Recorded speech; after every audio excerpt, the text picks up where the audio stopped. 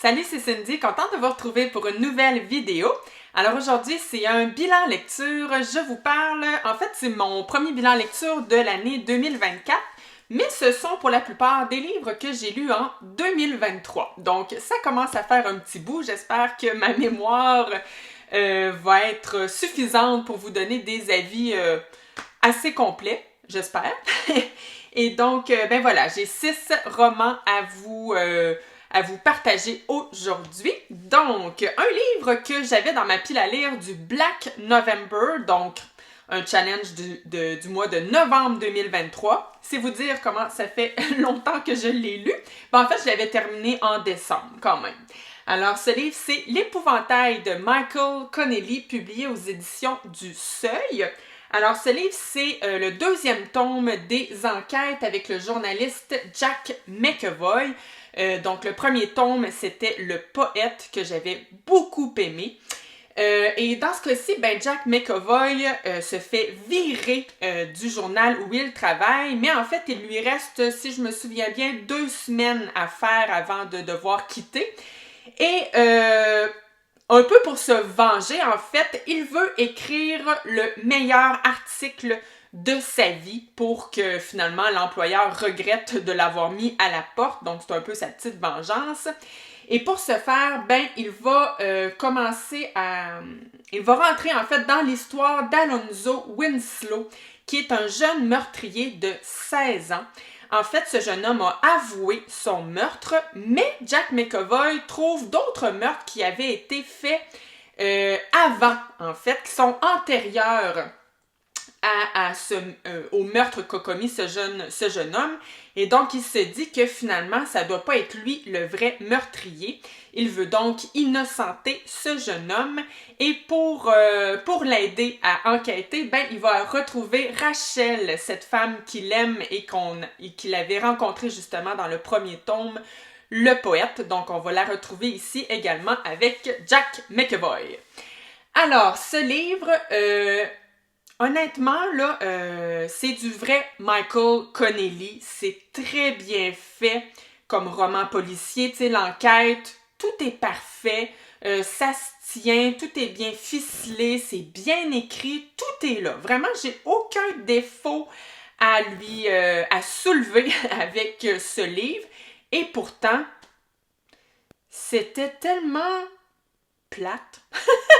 Fait que finalement, oui, j'ai un défaut, c'est plate. C'est qu'on dirait qu'il manquait un petit ingrédient pour faire lever l'enquête, pour que ça devienne palpitant. Tu sais, sérieusement, moi, j'étais tellement pas intriguée, je me foutais un peu de la fin. J'ai quand même réussi à le terminer, mais vraiment, fallait que je me force, j'avais jamais envie de le poursuivre. Donc voilà. La seule chose qui a été cool, c'est que je l'ai lu en lecture commune avec Rose de la chaîne Rose Livre que je vous mets en barre d'infos. Donc nos échanges étaient très le fun, très palpitants, mais le livre, lui... Et d'ailleurs, Rose l'a abandonné avant la fin. Mais je pense qu'elle était comme moi, elle n'avait pas nécessairement de points négatifs à dire. C'est vraiment juste qu'il manque un petit quelque chose pour nous donner envie de tourner les pages, tout simplement. Donc voilà. Comme vous pouvez voir, ça n'a pas été une grande réussite pour moi. J'avais de loin préféré Le Poète. Alors ensuite, j'ai fait une très belle découverte, un petit livre. Je dis petit parce que ouais, il fait à peu près 215 pages. Je l'ai pris à la bibliothèque. Moi, personnellement, j'en avais jamais entendu parler, mais j'ai su par la suite qu'il avait gagné le prix du premier roman français en 2022, si je me trompe pas. Et je comprends pourquoi, parce que franchement, c'est un très bon livre. Les gens de Bilbao naissent où ils veulent, écrit par Maria Larrea et publié aux éditions Grasset. Alors, c'est un livre autobiographique. L'autrice nous raconte l'histoire de ses parents et ensuite va nous raconter son histoire à elle. D'ailleurs, le livre commence, on est en Espagne. En fait, je vous dis qu'elle nous raconte toute la vie de ses parents. Vous vous en doutez bien, c'est un petit livre, donc c'est plutôt un survol. Mais ses 2 parents sont nés dans des conditions très similaires, c'est-à-dire que la maman va être abandonnée par sa mère, donc la grand-mère de Maria en fait, elle souhaitait avoir un garçon. Donc, quand elle a accouché et qu'elle a vu que c'était une petite fille, elle a dit à sa voisine qui était venue l'aider pour l'accouchement, non, je veux rien savoir, moi je voulais un garçon. Donc, la mère de Maria, finalement, a été immédiatement placée en orphelinat. Et le père, lui, de Maria, lui est né d'une femme prostituée et donc évidemment que dans le cadre de son travail, c'est plutôt encombrant d'avoir un enfant. Fait qu'elle aussi avait placé son fils en orphelinat.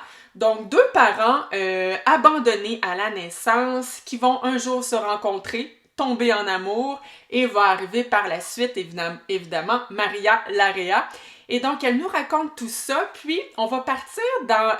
en fait, elle va découvrir des trucs sur sa famille, je vous dirais des secrets.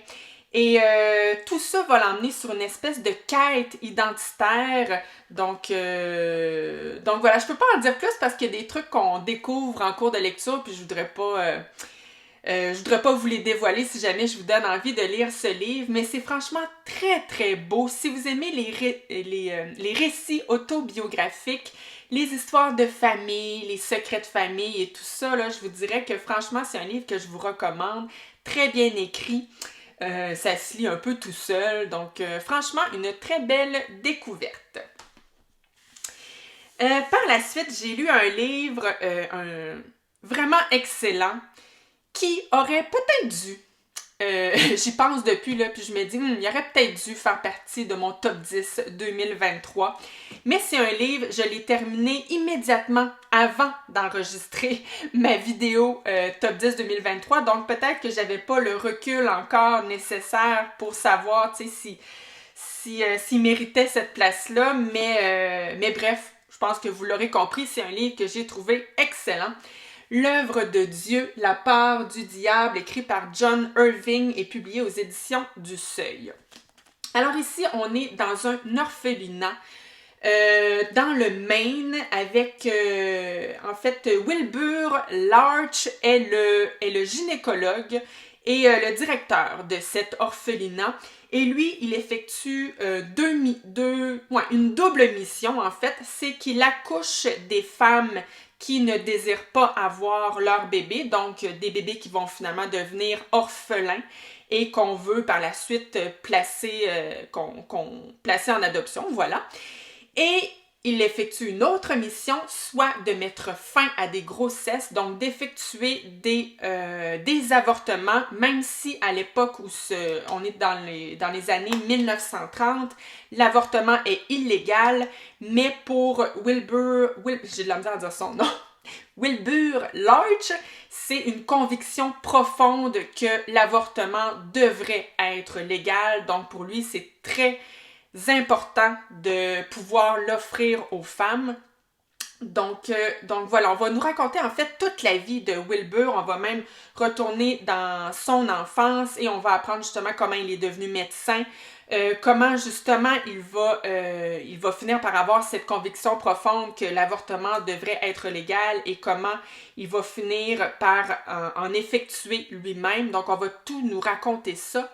Mais on va nous raconter aussi la vie parallèlement je dis parallèlement, mais c'est pas vrai. C'est pas... Ben oui, ça va devenir en parallèle. Hey, mon Dieu, je suis pas claire, hein? Je vais essayer de m'améliorer.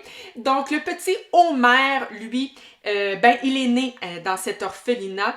Il va avoir 4 adoptions, mais les 4 vont échouer. Donc, le petit Homer revient toujours à St. Cloud's, qui est le nom, je ne vous l'ai pas dit, mais c'est le nom de l'orphelinat. Et donc, puisqu'il revient toujours, finalement, il va carrément passer sa vie dans cet orphelinat et il va développer des liens très, très proches de Wilbur, le gynécologue. Je dirais même que ça va finir par ressembler à une relation père-fils. Une très belle relation, d'ailleurs. Et plus tard, un jour, finalement, Homer va quitter cet orphelinat. Puis là, c'est à partir de là, en fait, qu'on va suivre son histoire parallèlement à l'histoire de l'orphelinat. Donc voilà. C'est un livre... en fait, quand je vous disais que j'avais pas le recul nécessaire, c'est que quand j'ai terminé le livre, je vais être honnête avec vous, j'avais quand même trouvé ma lecture longue. Tu sais, c'est un gros livre, là. Il fait plus de 600 pages, puis c'est des grosses pages pleines, écrites tout petit, tu sais, en format poche, j'ai pas vérifié, là, mais tu sais, ça doit être un livre proche de 800 pages, certain. Et évidemment que dans les livres où on nous raconte toute la vie de plusieurs personnages, ben c'est sûr que, veut pas, il y a quand même des longueurs, hein. Tu sais, des fois, il y a des passages qui sont très, très, très palpitants, mais il y a d'autres passages qui sont plus mollo, là, tu sais, où il se passe pas tant grand-chose. Et c'est sûr que parfois, je lisais ce livre, puis je me disais, My God, est-ce que je vais le finir un jour? Donc, c'est pour ça que quand je l'ai terminé, je me suis dit, ouais, des livres qui me donnent cette sensation-là que c'est long, tu sais, je peux pas le mettre dans un top 10.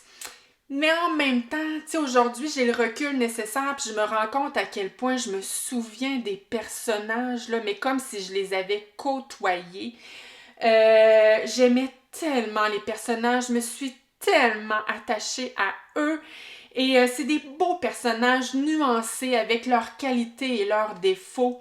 Et les sujets aussi, ben le sujet en fait plus particulièrement de l'avortement, qui est un sujet, je pense, qui, qui était actuel à l'époque où il a été écrit et qui l'est toujours encore aujourd'hui. Un sujet qui soulève, je pense, des cordes sensibles d'une personne à l'autre. Donc, un sujet extrêmement intéressant. Et d'ailleurs, ben, comme je vous disais, Wilbur, c'est très clair qu'il souhaite que l'avortement devienne légal, mais le petit Homer qui va devenir grand, lui, un jour, va décider qu'il ne veut plus effectuer d'avortement et qu'il est contre, en fait, l'avortement. Et donc, ça va soulever quelques frictions entre nos deux personnages, d'ailleurs. Mais c'était le fun, tu sais, d'avoir deux visions, des valeurs différentes. Oui, on sent... Je pense qu'on connaît la position que pouvait avoir John Irving sur l'avortement de par les arguments qui sont soulevés. Mais en même temps, c'est pas imposé non plus, on le sent pas dans le jugement, tu sais. Fait que vraiment, c'est traité d'une manière absolument sublime. Et donc voilà, juste pour les personnages extraordinaires, c'est une lecture que je vous recommande fortement.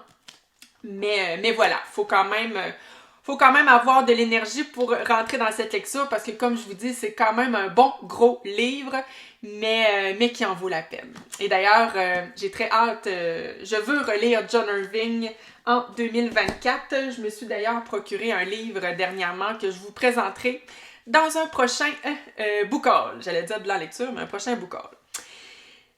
Ensuite, je me suis tournée vers un livre un peu plus court quand même, qui fait un peu plus de 200 pages, Suite inoubliable, écrit par Akira Mizubayashi et publié aux éditions Gallimard. Alors ici, on va un peu connaître le destin de plusieurs personnages, des destins tout entrecroisés, soit de par la musique ou de par les liens familiaux. Je sens que je vais avoir un petit peu de difficulté à vous faire le résumé de ce livre, mais en fait, on est surtout avec le personnage de Pamina, qui est une luthière, et d'ailleurs, sa grand-mère effectuait le même métier qu'elle, donc elle était également luthière, mais pendant la Seconde Guerre mondiale. Et d'ailleurs, le livre commence avec sa grand-mère, Hortense, et on commence sur une histoire d'amour qui, malheureusement, va prendre fin au tout début du livre, en fait, justement, à cause de la Seconde Guerre, à cause de la Seconde Guerre mondiale. Et donc, Pamina, et là, après, ben, on va retourner à... Mais c'est mêlant, mon affaire. On commence avec la grand-mère, mais ensuite, on va être avec Pamina, la petite fille. Et donc, elle va se voir confier un violoncelle qu'elle doit réparer. Et pour ce faire, elle ouvre le violoncelle et va découvrir à l'intérieur un petit trésor, en fait, qui va l'emmener à découvrir justement l'histoire de ce violoncelle, mais aussi l'histoire de sa famille. Donc voilà, c'est comme ça qu'on va un peu parcourir la vie de membres de sa famille, mais aussi de d'autres personnages qui ont des liens avec le violoncelle. C'est un peu dur à faire comme résumé, mais c'est pas difficile à comprendre quand on le lit par contre. Et d'ailleurs, la plume est absolument magnifique, c'est tellement bien écrit, c'est tellement beau. L'histoire est très belle aussi, toute cette histoire de transmission Toute la place aussi de la musique dans ce livre, c'est franchement très beau. Maintenant, je vous dis ça, oui, c'est très très beau, à tous les niveaux, mais, encore une fois, je dois être franche, hein? Je suis là pour ça. J'avoue que c'est un livre qui m'a un peu ennuyée. Je saurais pas vous dire pourquoi, mais c'est vraiment, là, je lisais le livre, je trouvais ça beau, mais en même temps, je m'ennuyais, tu sais. Je sais pas, je pense que on dirait que je me suis pas vraiment attachée aux personnages. C'est comme si les personnages et l'histoire, bien qu'ils étaient beaux, ils m'ont comme pas habité. Tu sais, c'est comme si j'étais restée tout le temps un peu en retrait de cette histoire, mais je sais pas pourquoi. Je sais pas. Fait que voilà, quand même un livre magnifique pour l'écriture et la beauté de l'histoire, mais qui m'aura ennuyée. Je sais pas pourquoi. Voilà. Le prochain livre, ben lui, il m'a pas ennuyé, je peux vous le dire. C'est Alex de Pierre Lemaître. Alors moi, j'ai l'édition Le Livre de Poche. Ça, c'est un livre, je peux vraiment pas vous en dire beaucoup, sinon je vous spoilerais l'histoire. Et d'ailleurs, ma recommandation, c'est de ne pas lire la 4e de couverture parce qu'on nous donne des informations qui arrivent vraiment tard dans l'histoire. Moi, j'étais vraiment fâchée d'avoir lu la 4e de couverture, sérieux. Fait que, première recommandation, ne lisez pas le résumé. Et donc, ce que je peux vous dire par contre, c'est qu'on débute avec le personnage d'Alex qui va c'est une jeune femme début trentaine, si je me souviens bien. Et elle va se faire enlever par un homme et séquestrer dans des conditions absolument horribles. Et c'est le commissaire Verhoeven qui a pour mandat de retrouver Alex et évidemment que son souhait, c'est de la retrouver vivante. Alors, ce livre, pourquoi je vous dis que je ne peux pas vous en dévoiler davantage? En fait, c'est la raison pour laquelle j'ai aimé ce livre, parce que c'est un livre qui va prendre une direction ou même des directions auxquelles je ne m'attendais pas du tout. En fait, ce que je peux vous dire, c'est que c'est beaucoup plus qu'une histoire de séquestration. Le personnage d'Alex est absolument génial parce que c'est un personnage rempli de mystères et évidemment que plus on avance dans la lecture et plus, justement, tous ces mystères qui l'entourent vont être élucidés tranquillement, pas vite. Et donc voilà, les directions que ça prend, je sais pas. C'est pas. Quand je dis direction, c'est pas dans le sens que c'est des twists incroyables. Tu sais, ceux qui aiment les thrillers pour être. Wow, être surpris, tu sais, c'est pas dans ce sens-là. C'est plus les propos qui vont être emmenés avec l'histoire. Je vous dirais que ça ressemblait pas à d'autres thrillers que j'ai pu lire. Et donc, c'est ce qui fait que je l'ai mis, ce livre-là. Je trouve que c'est un thriller à part des autres thrillers. Donc, c'est toujours le fun quand... Tu sais, moi, j'en lis quand même pas mal de thrillers, donc j'aime ça. Être surprise, justement, par un thriller, voilà. Donc, franchement, très bon, très beau personnage que ce personnage d'Alex. Donc, un thriller que je vous recommande certainement.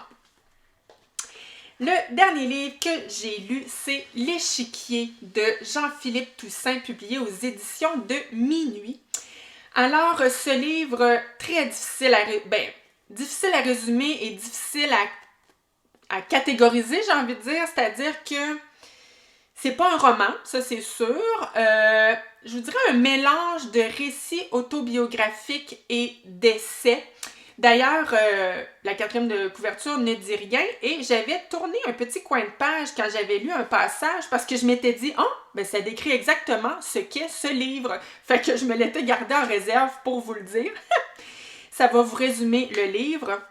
Donc, c'est l'auteur qui parle, c'est un livre qui est écrit au jeu. Je voulais raconter mon enfance dans ce livre, dire ma jeunesse et mon adolescence. Je voulais débobiner depuis ses origines mes relations avec le jeu d'échecs. Je voulais faire du jeu d'échecs le fil d'Ariane de ce livre et remonter ce fil jusqu'aux temps les plus reculés de mon enfance. Je voulais qu'il y ait 64 chapitres dans ce livre comme les 64 cases d'un échiquier. Alors, en effet, l'auteur dans ce livre, finalement, il nous c'est comme s'il nous partage plein de souvenirs de son enfance, de son adolescence, mais aussi de sa vie d'adulte. Et en effet, souvent, il fait des liens avec le jeu des échecs, qui est une de ses passions.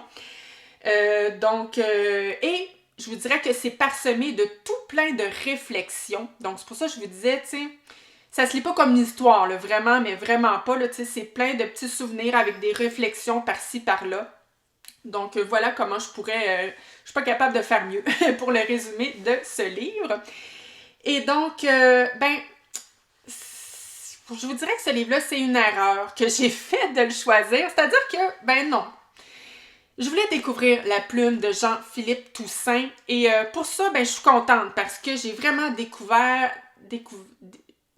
moi j'allais dire, j'ai pas découvert, j'ai découvert une écriture sublime. C'est délicieux, c'est tellement bien écrit. Des fois, là, je lisais des passages, puis je les relisais, en fait, je me disais, my God, que c'est bien dit.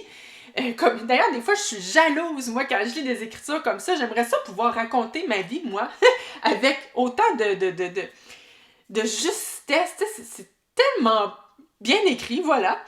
Mais quand je vous dis que c'est une erreur, c'est que je suis tellement pas le public, moi, pour ce genre de livre. Donc, j'aurais dû plutôt me tourner vers ces fictions. Parce que ce livre-là, c'est comme il nous dit dans le livre, c'est la première fois qu'il écrivait un livre autobiographique. Tous ses autres livres étaient des fictions et je pense que j'aurais été beaucoup plus le public pour ces fictions. Donc voilà. Puis tu sais, je vous dis ça, je suis pas le public, mais je vois pas... C'est bizarre, mais je vois pas qui ça pourrait intéresser, ce livre. Tu sais, je sais pas si vous comprenez. Il nous raconte des souvenirs, mais en même temps, je me dis en quoi ça m'intéresse, moi, de savoir que t'as fait ça dans ton enfance ou... En tout cas, tu sais, je vois pas qui ça peut intéresser vraiment. Peut-être les fans de Jean-Philippe Toussaint qui ont lu ses livres puis qui apprécient l'auteur. Peut-être que eux, oui, seraient intéressés par sa vie puis par ses réflexions. Mais sinon, je trouvais que c'était un peu comme ses mémoires qui pourraient intéresser son entourage, mais quelqu'un comme moi qui ne connaît pas l'homme, on dirait que je vois pas qu'est-ce qui pourrait m'intéresser en fait.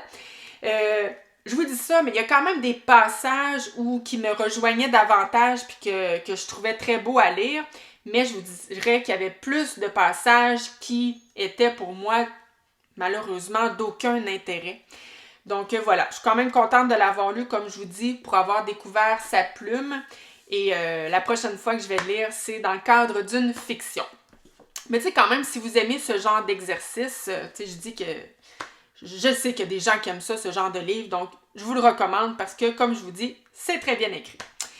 Donc, voilà qui complète mon bilan lecture. Moi, je vous reviens déjà la semaine prochaine avec un autre bilan lecture parce que j'ai assez de contenu pour vous faire encore une fois un bilan lecture. Et sur ce, je vous dis merci d'avoir été là et à la prochaine. Bye!